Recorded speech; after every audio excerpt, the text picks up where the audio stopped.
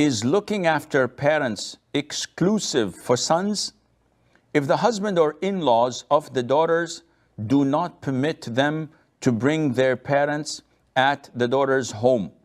What should the daughters do? Can they go against their husband's will and bring home their mother if sons are unwilling to keep their old mother? Abrar, the responsibility of the parents is not exclusive to a gender. It is to be shared equally by all their offspring. So if I have 3 boys and 3 girls, when I'm old, I am not the responsibility of my eldest son, as so many families think. Or my wife, the mother, is old, she's not the responsibility of the girls. Rather, all of my children share my responsibility. Having said that,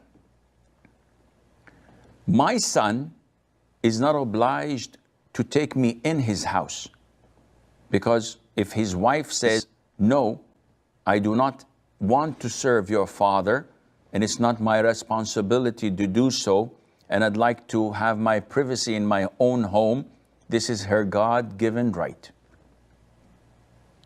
As for the daughters, if my wife says, I'd like to bring my mother to live with us, she's old, she's senile, and she needs people to take care of her, it is my God-given right to say, no, this is my house, I'm the man of the house, I do not allow you to do so because I don't want anyone in my house. Now, is this the ideal thing? No, of course not. If I, as a husband, if my wife says this, I would say, definitely she's more than welcome to stay for 10 years. Your mother is my mother. Let her come in.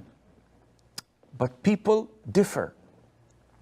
And I cannot blame someone for demanding his own right. So as a girl, as a wife, you have no right in allowing or admitting anyone to enter your husband's house without his permission, let alone stay long term. He has all the right to do so.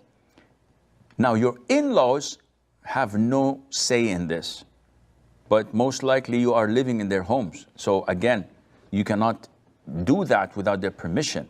And most likely they would not permit this because you're living with them. So how would they introduce someone who's non-mahram to them and a total stranger and a burden to their house? This is not logical. Having said that, the responsibility lies among them all. They should contribute financially to get a decent home for their parents, for the mother, for the father, with an adequate servant that would serve them, take care of them to the best of their ability. Now, this is a shared responsibility, but let us assume that the 3 boys are evil. They're not willing to contribute a penny, and they're not willing to take care of their old father or mother.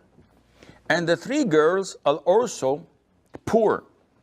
They're dependent on their husbands, and their husbands are not approving of them to move in or to take in their mother-in-law, for example. So now the mother is stranded. No one is taking care of her financially, and no one is helping her, and she needs help. What to do? In this case, this becomes an obligation upon individuals. So if 2 of the girls, for example, refuse, and 3 of the boys totally refuse, and you are the only girl, Abrar, who is caring for her mom, you tried everything in your possession to care for her and allocate a place for a decent remaining days of her life to be spent in. But without a veil. In this case, it becomes an obligation upon you. Even if you have to divorce your husband and take care of your mother, this is a must. Because this responsibility cannot be shared by anyone else. No one is willing to take the responsibility except you. And you know the great punishment awaiting for those who fail and the great reward awaiting those who do.